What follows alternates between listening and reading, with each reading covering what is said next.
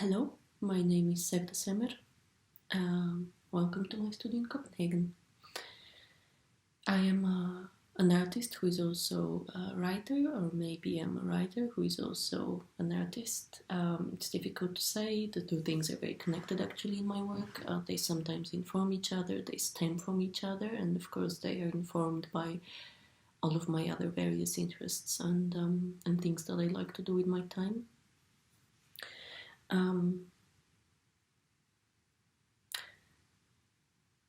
In terms of my practice, everything started when I was quite young. I started making these visual diaries, a visual record of my days, which could take the form of maybe a leaf that I would find on the ground and I liked the color of, or a drawing or something like that.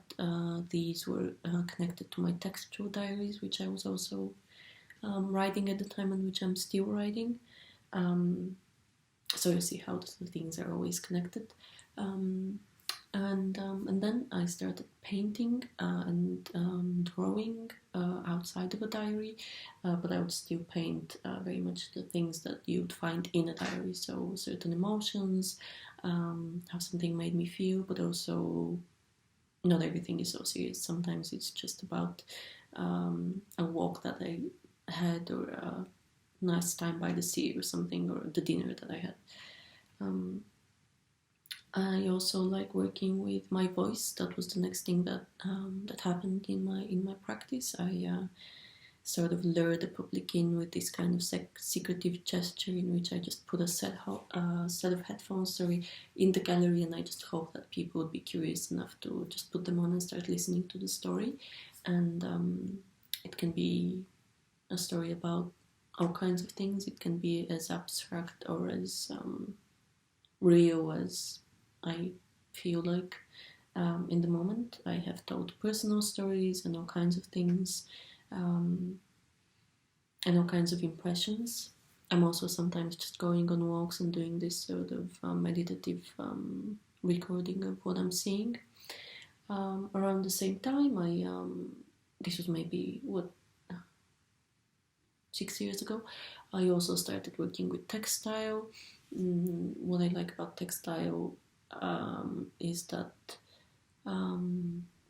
it's like a house outside of your house. It's something that you're always wearing, and a protective layer that we can't do without. I like the connection in that with art, and art as something that can just envelop you and can be your home. I'm also working with video performances, different kinds of installations, sculptures, but I guess as many artists today, I don't really have a set thing that I work with. I always just start with the project and then see what material makes sense. So I have also, for example, work with even bathroom tiles if it fits the project. And I always start with the personal, and I hope that people can connect to that and experience something of their own, and then a conversation can be started, the conversation being the most important thing in my practice.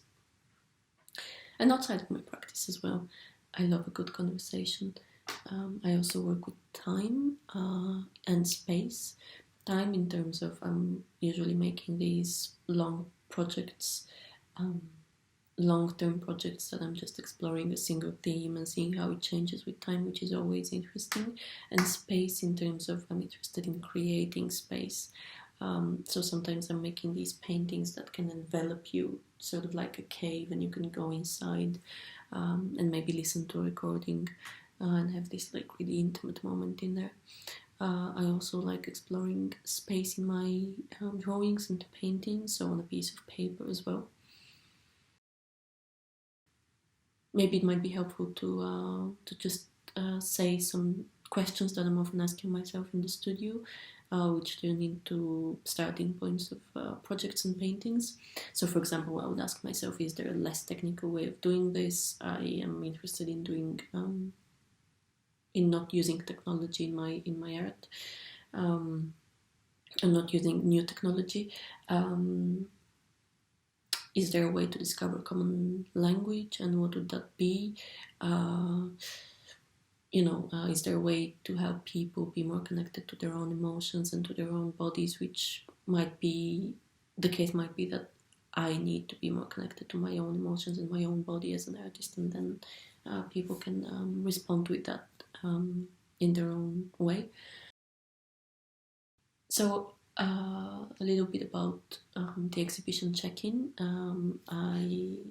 I have a few works in here that were created in different moments that were chosen by a wonderful curator. In 2017, I started making a visual diary, adding 2 pages of the diary every single day. And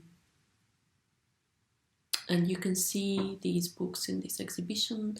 And something that I really like about working with diaries, and you can also see it in this project as well, is that the books are just anonymous and silent.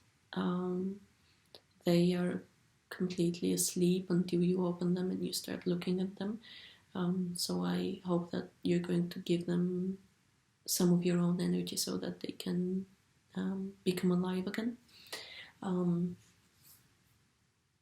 What I call the letters is a series of drawings that I started 8 years ago, although everything that you're seeing in this exhibition has been created in 2020. Something about this project that I really like is that, well, maybe I need to explain a little bit about the technical part of it. So I'll just go into my studio and I'll write these letters, these actual letters, and I'll just write and then maybe move my piece of paper a little bit and then write on top of that, and then do that again and again for many hours until the letters and the words start looking as a drawing, and they become unrecognizable. You can actually read any of them. And all of these letters were letters to actual people, or maybe to myself, and all of them were very emotional. I would only go in my studio when I felt very emotionally charged. And I remember that this is the thing that I really like about this series, is that I remember making them, finishing them, and thinking I would never be able to forget what this particular one was about, because it's just so emotionally important to me and emotionally charged. And of course, now I'm looking at them and they're just like drawings to me. I can't really connect them to any story or to any emotion. So what this showed me is that with emotions you just need to experience them, and then let them go, and then they will let you go and they won't torment you anymore, or however intense they felt at the time. You can also see different drawings, paintings on textile and different things. With the textile pieces, I would always get my textile from the textile shop, and then prime it with a concoction that I discovered. This is a pretty imperfect process, so if you get close you'll be able to see that certain parts of the textile hold paint a little bit better than others, so the textile has a mind of its own, which I like a lot. I have probably only used 3 or 4 professional canvases in my entire career. I think this is about it. Thank you very much to the person watching this for stopping by the gallery today. And if you want to see where I am with current projects, I'm currently finishing a 5-year diary in love, for example. If you're curious about that, my sort of silly Instagram name is Super Kafka. And thank you very much.